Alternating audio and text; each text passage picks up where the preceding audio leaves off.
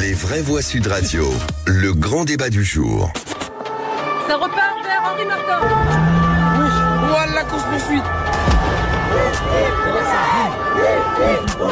Comme beaucoup de Français, en fait, on en a ras-le-bol d'entendre quotidiennement ce genre de faits divers. Les refus d'obtempérer aggravés ont augmenté de 94,6%. Comment un policier qui vient d'abattre de sang-froid un jeune de 17 ans n'est même pas placé en garde à vue? Je veux aussi vous dire ici que je suis très attaché à la protection de l'innocence des accusés. Rendez-vous compte, on donne aux policiers une arme létale. On leur donne un outil qui va donner la mort.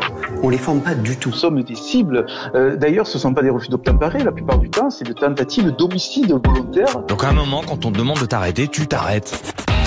Un refus d'obtempérer, une course-poursuite à distance, puis une vie fauchée. Un homme de 34 ans est mort mardi matin à Clamart, percuté par un adolescent de 14 ans qui conduisait une voiture volée qui fuyait la police. L'adolescent placé en garde à vue est déjà connu de la justice, notamment pour vol et violence. Alors parlons vrai, les refus d'obtempérer sont-ils trop peu sanctionnés par la justice? Doit-on engager la responsabilité des parents, sachant qu'à 14 ans, on n'a rien à faire dehors à 3h du matin? Et à cette question, refus d'obtempérer ayant coûté la vie à un usager de la route, sommes-nous dans une impasse? Vous dites oui à 81%, vous êtes policier, vous envoyez régulièrement, ou alors vous dites j'envoyais un peu à l'époque mais énormément aujourd'hui. Appelez-nous au 0826 300 300 pour témoigner. Jean-Christophe Couvé est avec nous, secrétaire national du syndicat Police Unité. Bonsoir, merci d'avoir accepté notre invitation. Cette petite musique, Philippe Bilger, du refus d'obtempérer, et les jours, les mois, les années passent et finalement on a vraiment l'impression d'être dans une impasse. Absolument. Sous le contrôle de Jean-Christophe, j'ai osé dire, quand j'ai appris que vous étiez invité, j'ai dit encore lui, c'est pas possible. Je ne vous quitte plus, en fait. Et plus sérieusement, les refus d'obtempérer se multiplient, ça n'est pas très original, mais il n'y en a pas énormément qui sont suivis par des catastrophes délictuelles ou criminelles. Et moi, ce qui me frappe dans l'affaire très légitimement que vous évoquez, c'est qu'on y trouve un parfait concentré de tout ce que la délinquance des mineurs a de catastrophique aujourd'hui, et sur le plan de la législation, et sur le plan des peines parfaitement inutiles, et sur le fait qu'on a mis en œuvre en 2021 une loi qui est infiniment contre-productive, puisqu'elle elle coupe le procès en deux, alors que s'il y a une minorité qui exige un jugement immédiat, c'est bien le mineur avant 16 ans notamment. Olivier D'Artigol. Oui, les refus d'obtempérer sont devenus un fléau. Chaque fois, je me pose la question, et Philippe Bilger a raison, il y a dans ce cas précis un condensé de tout ce que nous commentons assez régulièrement, mais dans un seul cas. À chaque fois, je cherche des éléments dans la presse, dans les médias, sur le profil de ceux qui agissent ainsi, pour repérer la première alerte, ce qu'on appelle le signal faible, pour savoir si à ce moment-là, il y a eu une réponse de la société, qu'elle soit éducative, qu'elle soit judiciaire, et souvent ça n'est pas le cas. Or on sait que plus tôt nous intervenons pour rappeler les règles, et mieux ça va. Farid Temsamani.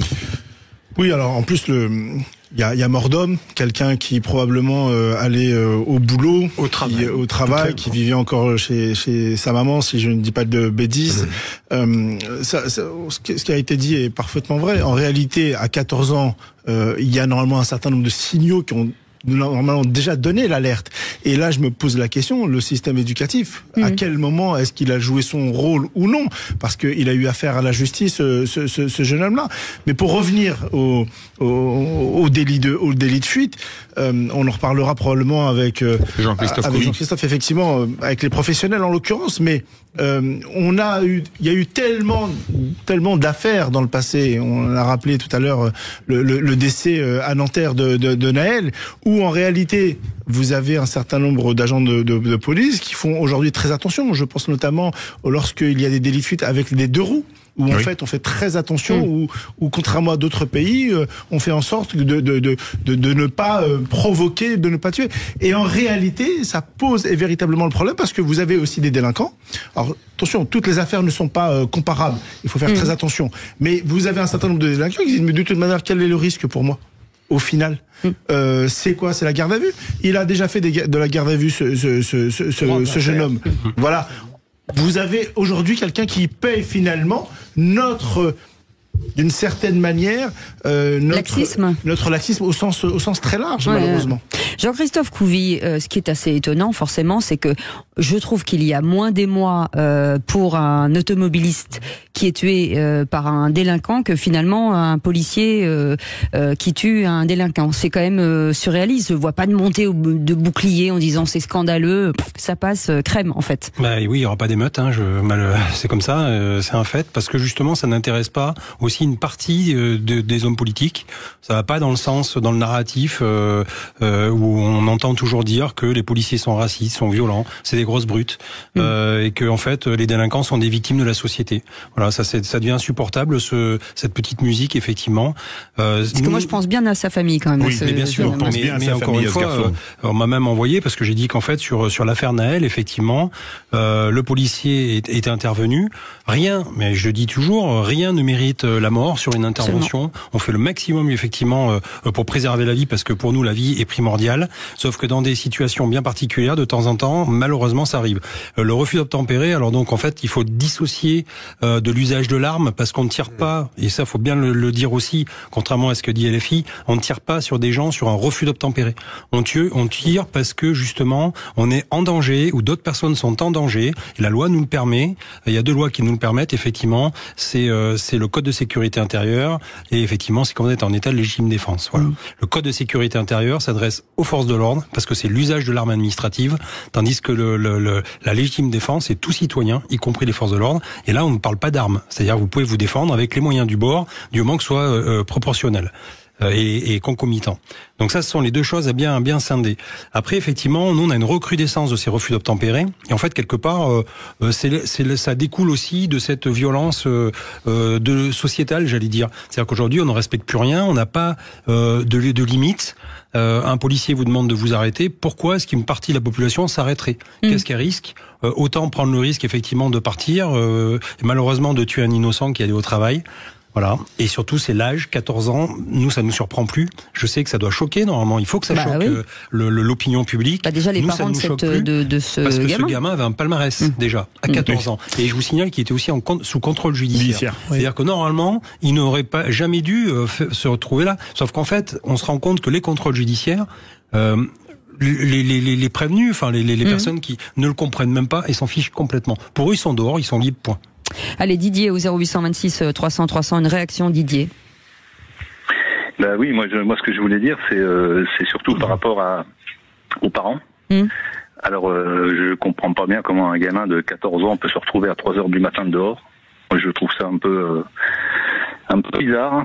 Et puis la deuxième chose que j'aimerais dire, c'est souvent quand il se passe ce genre de choses, on essaye d'expliquer que c'est souvent des mères seules qui élèvent leurs enfants, elles n'ont pas la main sur eux, ils ont du mal à les diriger.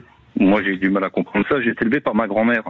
Mon grand-père, je le voyais peu parce qu'il travaillait beaucoup, et je pense que je suis un gamin tout à fait normal. Enfin, plus maintenant, mais bon, à l'époque. Et ce qu'on paye pas aujourd'hui très cher, Jean-Christophe Couvi, c'est ce que dit Didier de Nîmes, la culture de l'excuse qu'on a eue pendant des années. Oui, de toute façon, je veux dire, c'est pas un fait nouveau, ça arrivait, on l'a vu arriver, nous, policiers. Souvent, je dis, ça fait rigoler certains, ou ça blesse même, je dis, on est des sociologues de terrain. Parce qu'en fait, on voit la déliquescence de la société, on voit tous les mauvais côtés, et on alerte, effectivement, on a cette obligation d'alerter les hommes politiques, d'alerter nos hiérarchies, et de dire, voilà l'état de la société. Attention, il y a des dérives. Oui, effectivement, il y a des parents qui sont dépassés. Il y a des enfants qui sont livrés à eux-mêmes. C'est dans certains quartiers, c'est la jungle. C'est un écosystème bien particulier. Il y a des prédateurs, il y a des petites gazelles. Et en fait, personne ne vous met à l'abri de ça. Et vous êtes dans un milieu un peu confiné où justement, d'ailleurs, vous avez vu les dernières émeutes de mois de juin, juillet. Qu'est-ce qui était visé ? Tout ce qui représente la République et l'émancipation culturelle, les écoles, les maternelles, etc. Parce que les dealers, parce que les réseaux délinquants veulent enclaver ces jeunes. C'est malheureusement de la ressource humaine pour leurs méfaits. Allez, un petit mot, 0826 300 300. Mike qui veut réagir, parce qu'il ne nous reste pas beaucoup de temps. Mike, bonjour, bienvenue. Bonjour Cécile, bonjour Philippe et le reste de l'équipe. Je suis ravi pour intervenir. Je vais faire vite. Donc je pense qu'on paye d'une part le laxisme, effectivement, de trouver des excuses pour tout et rien, et on a aussi un gros problème d'éducation, parce que quand on a 14 ans, on n'est pas à 3h du matin dehors, encore moins en volant d'une voiture, et encore moins quand on n'a pas le permis. Et moi, je conclue. Et encore moins quand on est sous contrôle judiciaire, permettez-moi de vous dire. Ça fait beaucoup. Absolument, il faut qu'on respecte la police. Moi, je suis d'une nature un peu bagarreur, rebelle, je n'ai pas l'habitude de me laisser faire. Un policier me dit de m'arrêter, je m'arrête. C'est la loi, c'est la République, on respecte. Oui. Tout le monde était comme vous, Mike. Deux auditeurs, Didier et Mike ont totalement raison. Deuxième élément, on oublie en permanence que les refus d'obtempérer ne viennent pas par hasard. Ce sont des jeunes ou des moins jeunes qui ont des choses à se reprocher. Et c'est un euphémisme. Et troisième élément, votre question est très bonne. Je crois que des policiers hésitent aujourd'hui à user de tout ce que leur permet la loi parce qu'ils ne veulent plus être présumés coupables. Il y a d'autres, c'est juste, il y a d'autres raisons de refus d'obtempérer avec le nombre croissant de personnes roulant pour différentes raisons sans assurance ou sans permis de conduire. Ouais. Il y a eu des enquêtes réalisées et c'est un vrai sujet. Mais ça reste des délinquants aussi, dans la même catégorie. Moi, plusieurs choses. Sur la culture de l'excuse, je pense qu'on sous-estime un élément. Pendant très longtemps, effectivement, c'était la musique que l'on entendait régulièrement. Alors, je mets de côté ceux qui ont un intérêt. Objectivement, certains politiques notamment, ou ceux qui vivent de cela. Mais vous avez aussi dans les quartiers aujourd'hui des gens qui n'excusent plus ce type de comportement. Parce qu'ils sont les premières victimes, ce sont d'abord les habitants des quartiers. Le deuxième élément sur lequel je voulais réagir, je pense que nous tous, et nos auditeurs en l'occurrence, en fait, on a un raisonnement relativement normal. C'est-à-dire que face à un policier, on va s'arrêter, ou etc. On peut se faire la gueule, mais on va s'arrêter. Mais ce type de délinquant, sauf si c'est Jean-Christophe qui vous arrête, il est souriant. Mais son épouse en avant. Mais ce type de personnes, en réalité, sont déjà dans une autre phase, sont déjà dans l'irrespect total, que ce soit le policier, que ce soit sur tous les points, sur tous les points. Et donc c'est pour ça qu'en fait on peut pas avoir le même raisonnement. C'est pour ça que si on veut véritablement agir sur ce type de phénomène, en réalité il faut se mettre également à la place, également dans ces logiques-là pour pouvoir les contraindre. Et dernier élément, si je dis pas de bêtises, sauf erreur de ma part, les premiers éléments de l'enquête disent qu'en fait il était en commande en réalité parce qu'il aurait volé cette voiture sous commande, etc. Ça, ce que disait tout à l'heure Philippe était très juste. En réalité, vous avez tout un écosystème, que ce soit les narcotrafics ou tout le grand banditisme, en réalité, qui use de ces gamins-là, parce qu'à 14 ans, on peut dire ce que l'on veut, même si on a un lourd passé judiciaire, on reste un gamin de 14 ans, et effectivement, c'est aujourd'hui de plus en plus jeune. L'instrumentalisation, oui. En fait, oui, c'est le maillon faible, et les délinquants, effectivement, la délinquance, les réseaux sont loin d'être bêtes, ils analysent, ils voient bien que c'est notre talon d'Achille, la jeunesse, on n'a pas d'emprise sur cette jeunesse, ou très peu, et après, quand on écoute tous les auditeurs, effectivement, et même les gens dans la rue qui viennent nous parler, c'est du bon sens, c'est-à-dire qu'à un moment donné, ces gamins-là, on les a détectés plus jeunes, on sait qu'ils sont en dérive, mais à un moment donné, il faut avoir le courage politique de dire, ok, moi je suis la vieille école, il y avait des maisons de correction qui existaient, on les prend, on les met dans des maisons de correction. On leur donne je suis désolé, il y a des anciens militaires, il y a des anciens policiers, des gendarmes qui sont prêts à la retraite, même une pré-retraite, à venir pour encadrer ces jeunes. Et le matin, oui, vous allez lever à 7h du matin, vous allez faire votre lit, vous allez manger avec les autres, vous allez apprendre le respect de l'uniforme, etc., etc. Il faut changer complètement les esprits, mais pour ça, il faut les prendre, il faut avoir le courage de les enlever de leur ça sans l'uniforme avec les colonies de vacances. Oui. De 6 ans à 12 ans, je suis allé en colonie. Sauf que là, il faut quand même des moniteurs un peu costauds psychologiquement. Voilà, envoyez-les-moi, je vais m'en occuper. Mais parce que même dans le social, les gens vous disent, en fait, même quand dans les centres fermés, premier rapport que vous avez, c'est un rapport de force. Il faut montrer que vous êtes plus fort que le gamin qui est en face de vous. Physiquement. Des fois, il y en a qui se roulent par terre. Et une fois que vous avez maîtrisé le gamin, vous avez dit, voilà, maintenant, tu vas me respecter parce que je suis plus fort. Parce qu'en fait, c'est leur code à eux. Ils sont élevés comme ça dans la violence et dans celui qui est plus fort qui commande. Après, vous pouvez travailler, effectivement, dans la matière humaine. Vous pouvez voir avec eux et essayer de changer les choses. Et on peut rattraper des jeunes, mais d'ailleurs on le cite toujours, c'est Maurice Berger, pédopsychiatre. Là, sur dimanche, il a fait une masterclass, moi je trouve, sur une autre chaîne, mais ça dure 3 minutes. Et comme je dis, il faut que les hommes politiques l'écoutent, prennent le temps d'écouter. Ça dure 3 minutes, mais je peux vous dire que derrière, arrêtez d'écouter des idéologues, écoutez des hommes et des femmes de terrain qui connaissent cette matière humaine, qui savent comment sauver ces gamins. Et je cite toujours, puisque ça fait écho à Saumur, moi j'ai rencontré quelqu'un qui aujourd'hui travaille chez Renault, qui est responsable régional, et qui m'a dit, moi j'ai fait 2 rencontres dans ma vie, un flic de la BAC, qui m'a dit maintenant ça suffit, je vais m'occuper de toi, et un prof qui lui a dit, je vais rester le soir, venir te faire des cours, mais tu vas te sortir de là. Et pourtant c'était quelqu'un de défavorisé, enfant du voyage, tout ce que vous voulez, et aujourd'hui il me dit, je vous remercie ces 2 personnes. Merci beaucoup Jean-Christophe Couvi d'avoir été avec nous, secrétaire national du syndicat Police Unité. Merci, on remercie Didier et Mike.